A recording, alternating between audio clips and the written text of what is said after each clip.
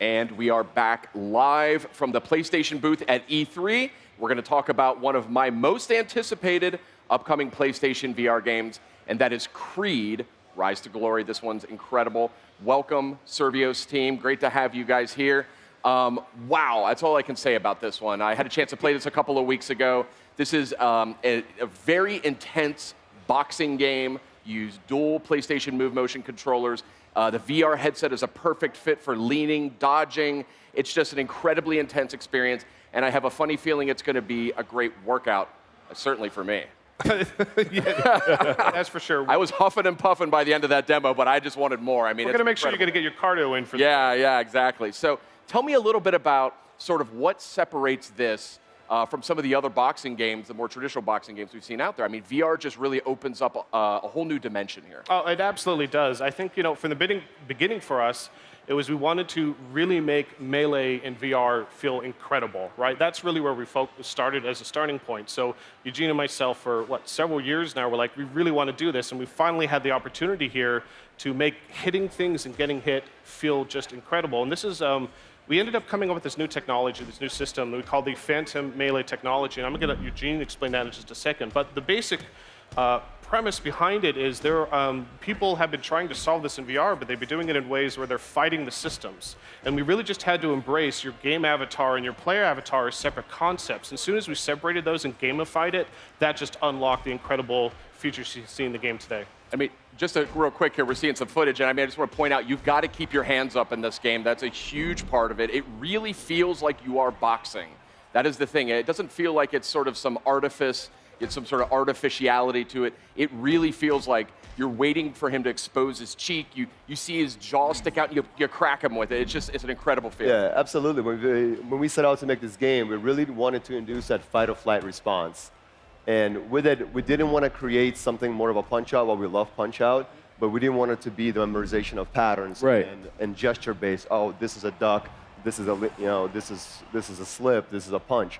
So we set out with the Phantom Melee. How do we make punching feel really good? How do we make dodging feel really good? And while it's not necessarily a simulation of a fight, we wanted to make it a cinematic experience. We wanted to be you inside a movie. You're Adonis Creed.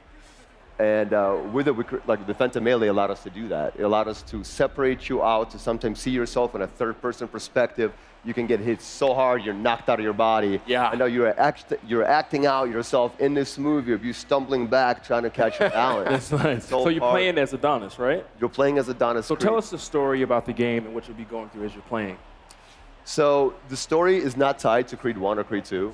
We worked hard. We worked with MGM to create its own story that resides in the Creed universe, which was great. It allowed us to craft the player experience the way we wanted to, the fighters we wanted to. In the end, it's all about the fight, and it's all about Adonis training with Rocky, training from an underdog to become the best fighter in the world. Yeah, I think the main thing there is we really wanted to be authentic to the franchise, right? We are all fans of Rocky and Adonis and the films, huge fanboys.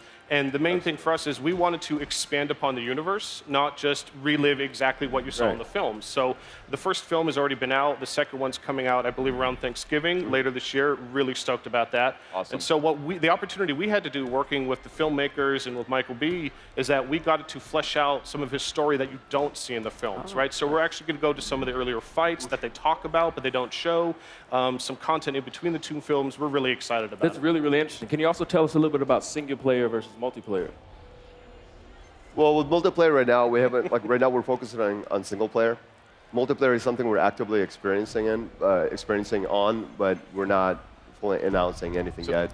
So here we are. We just got knocked out of the body. This is what you were talking about earlier. And we are making these motions, like sort of running motions with running back to your body. Control, run back into the body, which is a super cool feeling. You guys had another game come out recently that used a motion like that as well.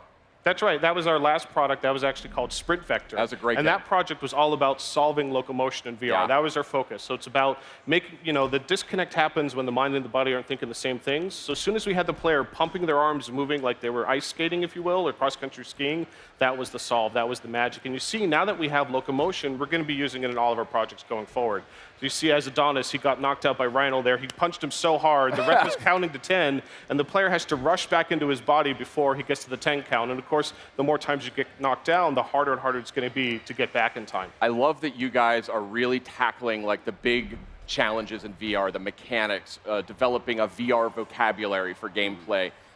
It's something we don't always see, but you guys have really made some major progress here. So, I mean, just that feeling, we just saw it there. You actually physically put your fists out to touch gloves with your opponent. These kinds of things, I think, are really important in sort of grounding the player in the experience. And then, of course, you've got all this flexibility with how you block, you're dodging, you're doing combos. It's just a really satisfying, very, very special game. Thank you. I'm really looking forward. That was really the thing for us is, you know, there's a lot of amazing VR experiences out there, but we're really focused on active VR. You know, full body, moving around, and it's more immersive. It draws you into the experience. As soon as you're moving, you're fighting like you would in real life as a boxer. You're throwing a punch like you throw a real punch. You have to dodge. Hey, maybe I'm not as fit as I should be, right? Maybe I should get a little more cardio in and be able to get out of the way. But being able to block, being able to move, that's the magic of VR. This is something that you can't get in any other medium, and that's what the PSVR really allows us to do. Yeah, it really seems like Creed is going to not just appeal to boxing fans, but just fans of gaming and VR as well, especially since you're so involved with the Move controllers. Yeah, absolutely. We didn't want to make, once again, a boxing simulator. We wanted to put an even playing ground for different people with different physical abilities. And then, for example, there is a mechanic in a game. It's called virtual stamina. Your character in-game has its own stamina. This solves multiple issues you could have in Melee. For example, people get in there and don't want to act like boxers. They just start slap fighting. We really wanted to prevent that.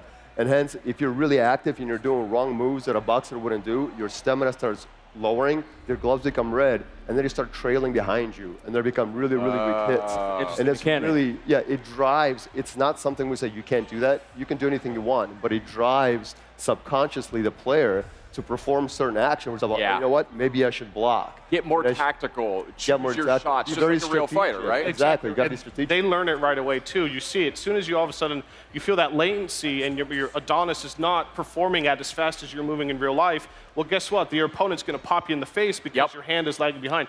The players learn that in 2 seconds. So it's like, wow, that didn't work. They stop that negative behavior, right? And soon as they stop that negative behavior, they start acting like I'm a real boxer. I need to defend myself. I need to block. I need to dodge. I need to take care of my stamina. I can't just throw punches nonstop for 5 minutes. And you're going to get tired in real life, too, if you try it anyway. But yeah, no flailing in this game. This is a precise boxing game. I played it. I loved it. I think people are going to love it when it comes out. And you guys are targeting what time frame? Fall of this year. Okay, great. Well, it's on my radar. It's on my calendar. And we've all gotten a look here at Creed Rise to Glory. Thank you, gentlemen, so much for stopping by. You guys are VR stars in my book. We've got a lot more coming up all day long, live from E3. Don't touch that dial. PlayStation